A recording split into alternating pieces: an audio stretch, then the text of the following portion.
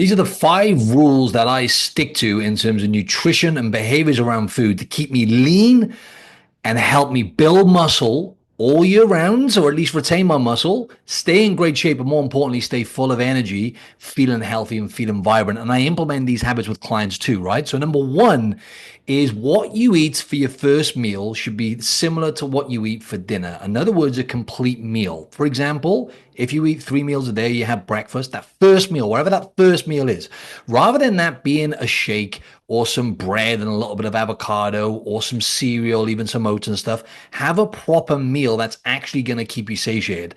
Let's keep this super simple. New client I took on, he was actually eating quite healthy to start with, but he was having a smoothie, bit of protein in there.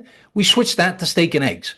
Yesterday I had a call with him. He told me I have to force myself to eat lunch. I'm not hungry anymore. So he gets to lunch and he's not hungry. Whereas before he would have the shake, even though there was a bit of protein in there, he was hungry a couple of hours after. So he's getting more done. He's more productive. He's got more sustained energy. But that is because he's having probably double the amount of protein from the steak and eggs. But also he's having a complete meal. In other words, he's getting loads of minerals from the steak, zinc, magnesium, all those kind of things, iron. And he's also getting the essential fats. He's getting the protein. Now, it doesn't have to be steak and eggs, although that is a champion's breakfast. It can be literally whatever you would have for dinner, right? What do you have for dinner? Chicken, vegetables? Have that for your breakfast. Why not? You're going to feel more satiated. If I ever wanted to get shredded, right? Well, I'm already quite lean now, but if I want to get to that next level, I'm going to do that. I'm going to have meat, and you can have fiber to that as well, right? So you can have meat, steak, eggs, for example, or chicken, add some fats, maybe even a bit of avocado for it or whatever. And then fiber, obviously it's not an essential nutrient, right? But that adds to the complete meal because that's going to help keep you satiated, particularly non-starchy carbohydrates. Greens, for example, right? If you don't like greens, that's on you, right? You could even have some starchy carbs like potatoes, which are going to be loaded with potassium. Fibrous carbohydrates is what I'm trying to say. So that's an example. But look, first meal should definitely be what you have for dinner. Now, also, you got to make sure on that note as well. Is this a separate one now? I've confused myself a bit here. No, this is a separate one now anyway. So that's the first one, right? Have what you would have for breakfast, for dinner, for breakfast. The second one is protein, right? Now, we all know it's like not nothing you don't already know, but to give you a specific thing to do, you want to be having at least 40 to 60 grams of protein per meal. Now, if you're someone who weighs, 120 pounds or less, you could probably get away with having 30 grams. But let's just say you're having 3 meals, which I'm going to assume. Obviously, if you're having 2 meals, you're going to need to have more than this. 3 meals, 40 to 60 grams of protein every single meal, right? That way, it's really, really hard to go wrong. Now, does it mean that you're always going to have quote unquote complete meals? Not necessarily. You might have a protein shake here and there. Whey protein's loaded with, goodness anyway, in terms of it's derived from milk, right? So you're going to get a lot of the value from that in terms of nutrition and the types of protein you're going to get in there. Also, it's low in calories and high in protein generally, right? So even if you had that with one of your meals, as long as you're having 40, now so for some people, even having more than 25 or 30 grams is quite a lot. You get away with that if you don't weigh much, but for most people, 40 to 60 grams is a great number. And what you want to do as well is rotate those sources. So for example, what I do is I will have chicken breasts. I probably go through about 1.2 kilos of chicken breasts in a week, right? And all the rest for me personally is going to be grass-fed beef like steak or rump steak or ground beef, as you say in America, or beef mince. I'll mix that between lean ground beef or beef mince and normal beef mince, more like 80-20. Lean is normally about 5%, the one I get, right? 5% fat. So I'll rotate those as well because then you're going to get a different variety of amino acids, but you don't have to overcomplicate things. If you're having beef with every meal or chicken with every meal, not necessarily chicken breast, you do need to have the nutrients that you get from grass-fed beef and eggs. Definitely want to be having eggs most days if you can tolerate them. So having eggs as well, I have them every other day. So rotate those protein sources. So then naturally you're going to get, like I say, a variety of amino acids, also essential fats. And not to mention, it just gets boring, right? People overlook what they can stick to. People overlook that thing, the adherence element. Like I've had some clients in the past where they get really bored of eating meat, mainly women for some reason, right? I've had them, for example, have chicken breasts, shrimp, another good source of protein, right? Because it's relatively low in calories, high in nutrients, and high in protein. Shrimp, chicken, breasts or thighs sometimes, and beef, for example, on the same plate. So a little bit of each. So some clients do better by doing that on each meal as well. So that's another little trick for you, right? So that's point one and two. Then I want to get into like fibrous carbohydrates, right? Now, I would recommend most people simply eat, you know, now if you're someone who eats keto or carnivore and that's working great for you and you don't feel the need to have carbs in your winning, that's great. Well, I'm not speaking to you. That's the minority of people, right? I'm speaking to the masses here, and most people, you can do carnivore, that's possible, but for most people, it's not optimal. And most people eat carbohydrates anyway. And if they don't eat carbohydrates intentionally, because a lot of us, well, I used to be anyway, afraid of eating carbohydrates for whatever reason, right? Then you are having sugar and you're probably going to throw in some on the weekends or maybe a little bit of alcohol. So you're still having carbs, right? And if you do choose to have carbohydrates, like when I used to restrict, what I'm getting to on this point is when I used to restrict, or when I've had clients who've been really fearful of carbohydrates, right, and they've been overly restrictive on things like vegetables or starchy carbohydrates, like rice, potatoes, those kind of things. Sometimes, now again, there's a small handful of people who thrive in that arena, right, with carnivore, keto, or whatever, but the majority of people don't. Most of the time, when we add in those carbohydrates, they actually feel less restricted and they feel better a lot of the times too when they're having these carbohydrates, particularly when they're timing these starchy carbohydrates around their training for fuel and for recovery. So this point is eating fibrous carbs and minimizing high sugar carbs as rule number 3 with nutrition. Now, when I say high sugar carbs, even fruit would be in that category. But I'm talking, we all know refined sugars and processed. Yes, we want to minimize those, right? That's not any rocket science.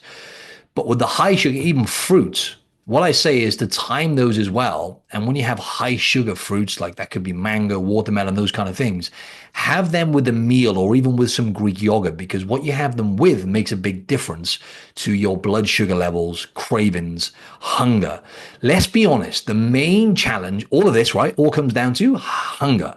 Why do people fall down? Why can't they stay in the shape I'm in, stay as lean as I am? In particular, I'm not trying to be on my high horse, right? Because I understand, everyone, how hard this is. I've been down to the trenches. I used to struggle with binge eating. I've been there, right? So I understand it. However, there's not many people that are in, this shape or in really good shape, lean all year round, and, muscular all year round and feeling good and healthy and not feeling restricted all year round, because it's hunger. That's why people fall down, because they get really hungry and they can't stick to it. Right, let's just keep it really simple here. Forget about all the complications that come into nutrition. So all that to say, if you can minimize hunger, do that. If you're having fruit, high sugar carbs, just as it is, spikes the blood sugar levels. It's going to make you more hungry. And it can promote behaviors which are not ideal, right? You want sugar all the time. That's never good, because it makes you want to eat more, right? And it's, you want to be naturally wanting to have protein with your meals, right? When you get to that point, that's a win within itself. So eating fibrous carbohydrates as opposed to those high sugar carbohydrates, cooking them properly by fibrous carbohydrates.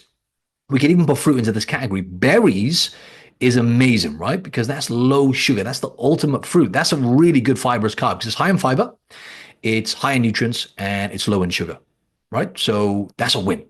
And loaded with nutrients. Blueberry is a superfood. Blueberries in particular, all berries have their value, but blueberries in particular, anthocyanins, right? Really powerful, like polyphenols, antioxidants. So yes, you want to be having the berries, right? So fibrous carbs like berries, I have them most days, to be honest. And I recommend, if you have a cup of berries, that's like 4 grams of fiber as well. It helps keep you satiated. But mainly the starchy and non-starchy carbohydrates, right? So when you're eating these carbohydrates with your meals, they, particularly if you're training a lot and you're someone who wants to build muscle, they can really, really help for energy and recovery, right? Let's be honest. It can fill the tank up quick when you're doing that, right? So fibrous carbs, non-starchy and starchy carbohydrates, right? Starchy carbs are going to be your potatoes. Potatoes are great, right? Especially sweet and what's it called? Yukon Gold potatoes, a particular white potato, are loaded with potassium. Sweet potato is just behind that in terms of potassium content, but also, high in fiber as well, right? So they're going to give you more of a steady release of insulin when you have them with a meal, of course. as opposed to having like, some refined sugar or fruit, for example, right? Pumpkin's another one as well in that category. Rice as well. I always say, with potatoes, be mindful. Can you digest them well? A lot of my clients don't do too well, or they have a threshold with potatoes where if they cross the line, they get a bad stomach. I get the same issue. I've got a very low tolerance to most potatoes, unfortunately, because I like them. Nowadays, white rice is better for most when it comes to digestion as a starchy carbohydrates. Now it is more calorie dense, but and it's fast to digest, it's easy to digest for most, and it's a good source of energy, a good way to replenish after training, for example, right? And they did a study. That's why I'm talking about carbohydrates so much, because generally people perform way better when it comes to training, especially high intensity training. Most people, by the way, right? I know some of you are like, well, I do great. I'm really happy for you if you're doing great on the carnivore, right? I just want to keep hammering this home because people always hound me for this, right? But for most people, you're going to do better with some carbohydrates. And when you have it they did a study, right? When you have it straight after training, as soon as you can after training, but everyone is different here, right? So when you're having, carbs after training, if you have any gut issues like inflammation and stuff, that can be a problem when you're eating straight after training for some people, because, your body's still recovering from the session. You haven't got much your blood's into the muscles and everything else. Your heart rate's still up. So not always ideal to have it right after for some people, but a lot of people, the sooner the better, carbohydrates after training, right?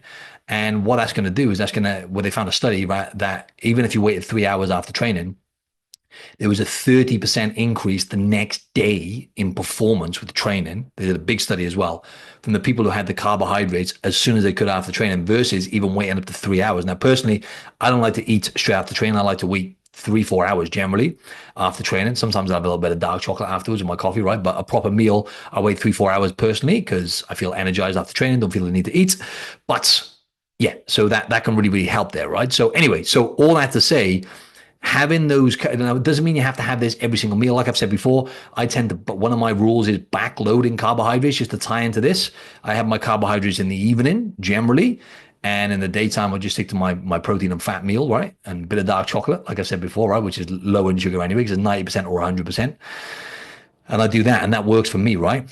But that's the third rule, is having fibrous carbs, right? And I stick to the low FODMAP greens at the moment, like the green beans, the spinach, the what's the other one I've been having? Bloody zucchini, like those types.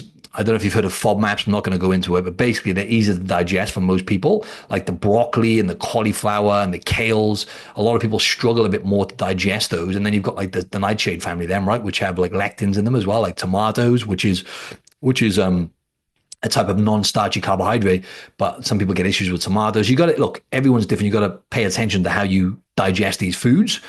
But the reason I recommend this as the third rule is to eat particularly non-starchy carbohydrates like your greens, because they balance out your blood sugar levels and they make you less hungry.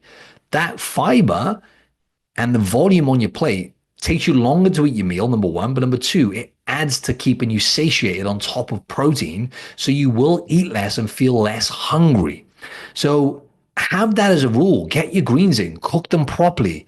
Like I say, have a look into FODMAPs. Those three are the ones that tend to work for me, and a lot of clients are zucchini, green beans, and spinach when cooked properly. Broccoli works for some people, right? And I love broccoli, but they just mess me up. I start farting and stuff, right? And I get that with some clients, the high sulfuric ones. So have a look into the non-starch. You can, tomatoes, cucumbers, all those kind of things. Having those, even leafy greens, right? Providing you don't get any issues with digestion and stuff again. Having those with your meals is going to be a win if you can digest them, right? In terms of blunting your appetite, keeping you lean. And essentially just giving you the energy, right, as well. But then the starchy carbs, timing that around your training. So maybe on training days, bumping up those starchy carbohydrates, the white rice, the potatoes, the pumpkin, those kind of things. As I say, if you digest potatoes, they're going to be better because they're super high in potassium, which is really important for energy, hydration, and that synergy with sodium as well, right? So yeah, anyway, so that's the first three. That's something I wanted to share. I want to get into a few questions that I had on this as well, real quick, on the carbohydrates, right? because people have asked me loads of questions. I'm going to get to them, right? Appreciate your patience. Before I get to that, though, right, I'm actually offering 3 more people a free metabolic assessment. This metabolic assessment basically gives you a game planning in terms of exactly what you need to do for your metabolic type and for you to, whatever your goal is, whether you want to lose fat, build muscle, or both.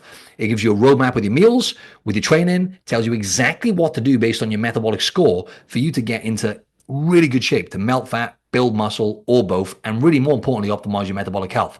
Click the link in the show notes beneath. You're going to get a free metabolic assessment. And I'm also going to give away my Shred Blueprint version 2.0, which is going to help you melt fat real quick in the summer now, right, in America, and also be able to keep it off. There's lots of value in this blueprint when it comes to shredding down and doing it the smart way.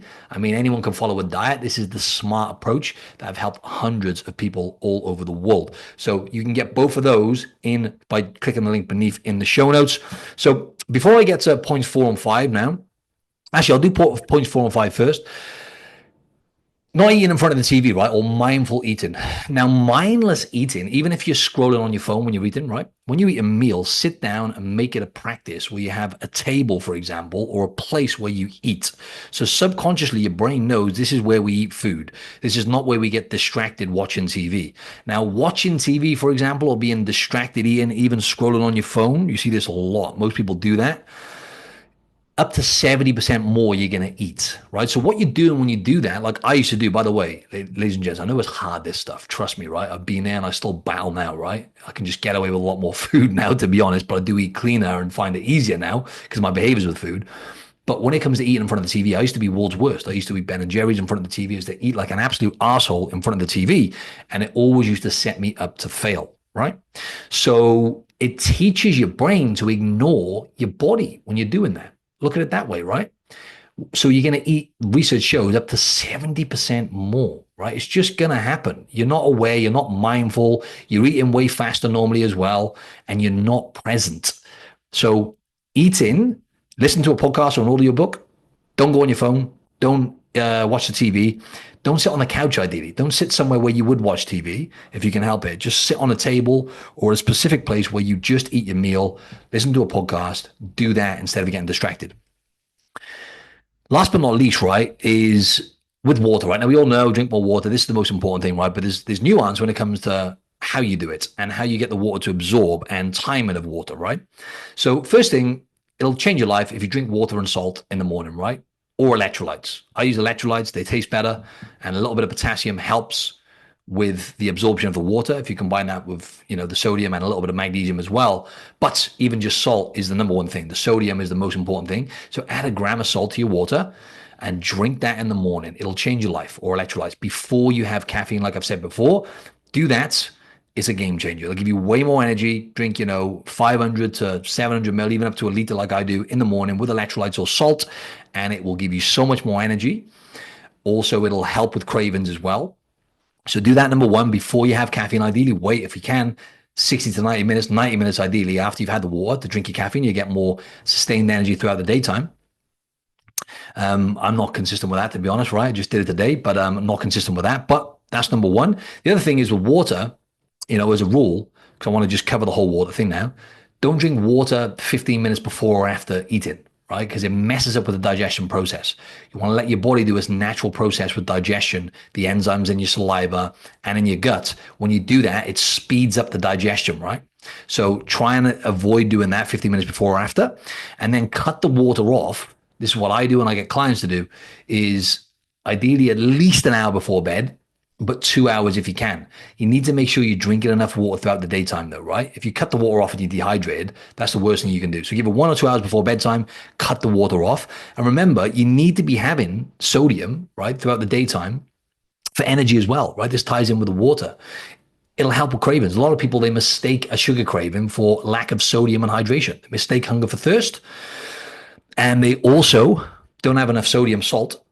Right. People who are having a lot of processed foods and eating out, not really speaking to you because you're having plenty of sodium. But if you're having like at least 80% whole foods or even 90%, then you're definitely going to need to salt the shit out of your meals and add plenty of sodium, particularly to your water. It'll help with cravings, water and sodium massively, right? And also energy and performance as well, right? Muscle function, nerve firing, hydration. If you've got low levels of sodium, then that's going to lead to fatigue. If you're getting brain fog or that feeling, when you're like wired and tired, that horrible feeling when you're having loads of caffeine, maybe sugar, like just strip it away, up your sodium intake, have the salt with the water in the morning or electrolytes ideally, and it'll change the game, right? And just drink water throughout the daytime. So look, I'll quickly get into, if I've got time now, I've got a few minutes here to answer a few questions on carbs. I will try and do this now. So basically, why people ask me, right? Why do I feel worse when I cut carbs, even though everyone says carbs are the enemy? So there's a lot of factors which come into this, right? But when you cut carbohydrates, what a lot of people do is they cut carbs and they also go into a calorie deficit at the same time. So if you're cutting carbs and you're in a calorie deficit, it gets harder then in terms of energy levels, right? If you're feeling worse, you're going to feel worse because what you've done is not only have you dropped, energy coming in other words, you're burning more than you're eating, right? Which is a stress on the body. On top of that, you're taking away carbohydrates, which is going to be, your body is going to use your body's going to want to go for carbohydrates first as a primary. Now, yes, okay, fats is the number one primary source of energy for humans to keep us alive, right? But think about evolutionary, right? If we had carbs, we came across berries or fruit, we would eat the shit out of it. Why? It's a fast source of energy. And that's what we naturally needed as humans. So we still are programmed that way. So when you're doing that and you're cutting them out, you're going to drop your energy levels. It's going to impact hormones as well. There's research on this. Now, there's a lot of variance to this, right? Doing it short term, not necessarily an issue. But if this person's feeling worse, number one, you might be in a calorie deficit as well, on top of the carbs. Number two, your hormones are getting impacted, right? So they show research on this, right? And prolonged periods on low carbohydrates, especially if you combine that with dipping in and out of a calorie deficit, drop testosterone levels. It can have a negative impact on thyroid function as well, and T3 and thyroid hormones. And also, it can have a negative impact on gym performance and recovery as well, right? Not for everyone, as I've said before, but for a lot of people, that's what happens, right? So that could be why. The other reason could be that you're simply not having enough fats as well. Because a lot of people, they cut carbs out, but they're not being mindful of how much fat they're eating. And if you're eating super lean sources of meat or lean cuts of meat, you're not having a great deal of fat. You're having super low calories. So you're in a big deficit and you're not having enough fats for energy, then you're going to feel like absolute crap, right? Because fats are higher in calories. Your body loves fats because it can really use them and metabolize them because of the amount of energy you get from fats, right?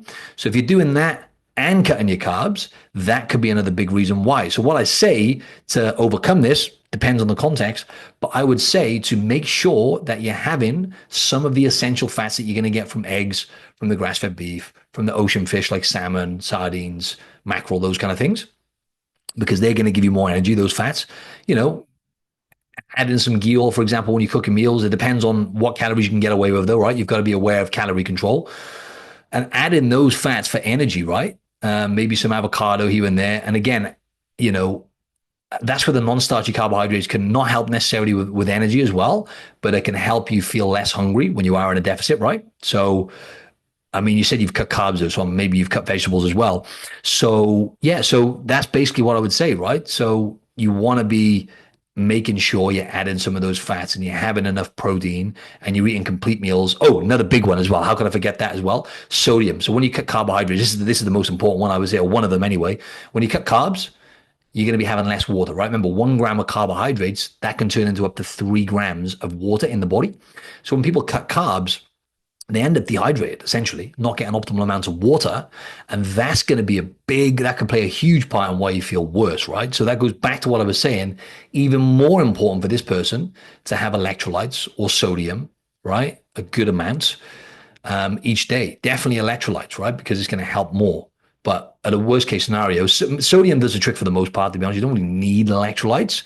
Some people do better with them as opposed to sodium, but 90% of people, as long as you're having plenty of sodium, so add loads of salt to your water, salt the shit out of your meals, right?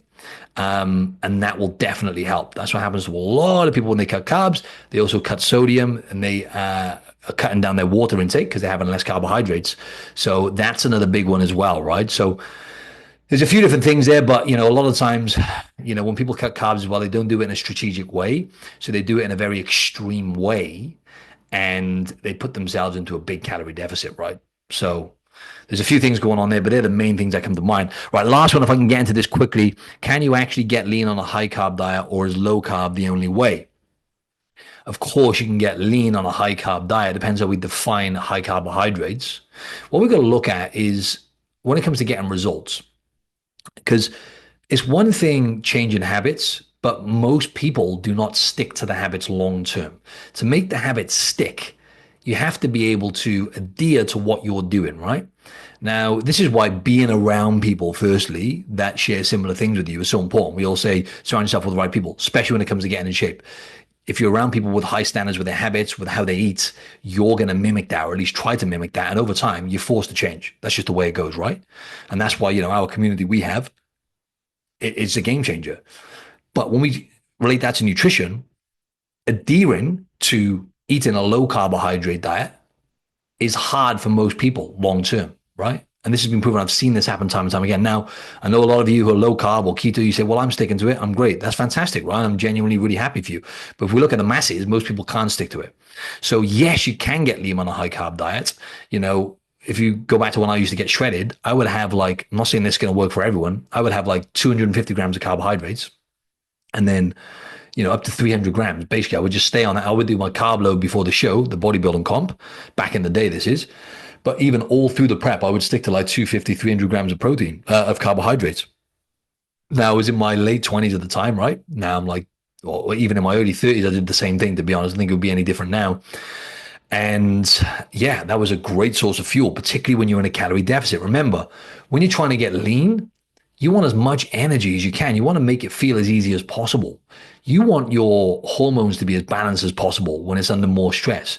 And carbohydrates can really, really help with that. And like I just said about that study on recovery as well.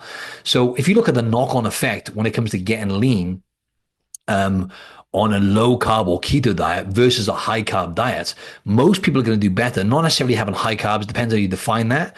I don't think most people, to be honest, are going to be good, having 250 to 300 grams of carbs either. By the way, when I say that, I was super, super lean. I was getting on stage. I want to be clear here. That's a caveat, right? But yeah, you can. So for most people, it's more a case of somewhere in the middle, though, right? You can get lean on high carbs. If we say high carbs are I don't know, 200 grams, not all carbs are treated equally. So we got to look at, when we say high carbs, it depends, really, right? It depends on what carbohydrates you're eating. If you're having refined sugars, those foods make you want to eat more. So you're going to have a battle getting lean on those foods, right? That's common sense.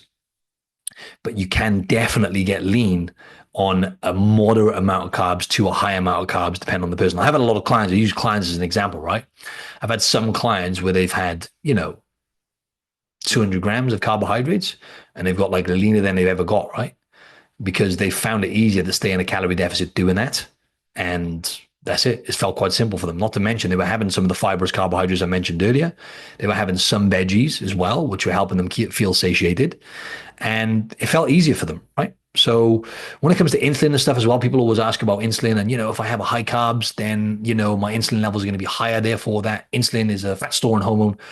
It's really not that black and white, right? In what context? If you're lean, relatively lean, right? I'm not going to say percentages, and you've got a decent amount of muscle on top of that, then you're going to be way more insulin sensitive. Look at having muscle on your body, for example, as like a sink. It's like a metabolic sink, right? You've got all this muscle on your body, or at least your strength training as well on top of that. You can get away with more carbohydrates because it takes longer for that sink to fill up. Think about if you haven't got a sink, right? You haven't got much muscle on your body. You're having high carbohydrates. And on top of that, your metabolism not developed much, right? So you can't eat a great deal of calories before that's spilling over because it's just the flat surface. It spills over as opposed to going down into the sink. And then it spills over into the fat cells and stuff, right? And that's when you start gaining more body fat. So there's a lot of context to that. So I don't really want to get too much into that, but people always ask me about insulin and da da da da. That's another conversation. And that's why I get a lot of experts on here to go deeper into that, to be honest, because you want to learn from experts who actually know the ins and outs and the depth of the science on these topics. But to be honest, keeping it simple, like the likes of Dr. Ted Nyman, that's what I like about him when he comes on, he simplifies things for the audience, is the best way. People keep thinking, so I hope that answers that question anyway. Just want to finish this off with a little kind of home truth. You don't need more information, right? having these methods and these things that I tell you about all comes back around to the same thing: implementing habits that you can stick to. If you're not sticking to any of these habits, like eating enough protein, and you find yourself, it's hard to get lean and stay lean. Like I find it easy right now to get lean and stay lean because I've been doing this for a long time and I've gone through my own journey, right? But because I've got a lot of muscle on my body, I can get away with more food, number one. But number two, the habits that I implement every day now, it's just part of who I am, right? I am that person. That's how I live. It's my lifestyle, right? And that's where it needs to be. But to get there takes a certain amount of time. And it's time most people are not willing to put in.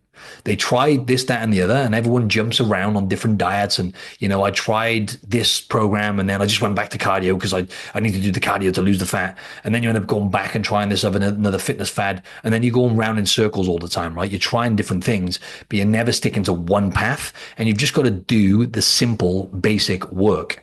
It's the stuff I've just mentioned here, right? So getting all of this, it's good to learn and have all this. It is really good to have the knowledge, of course.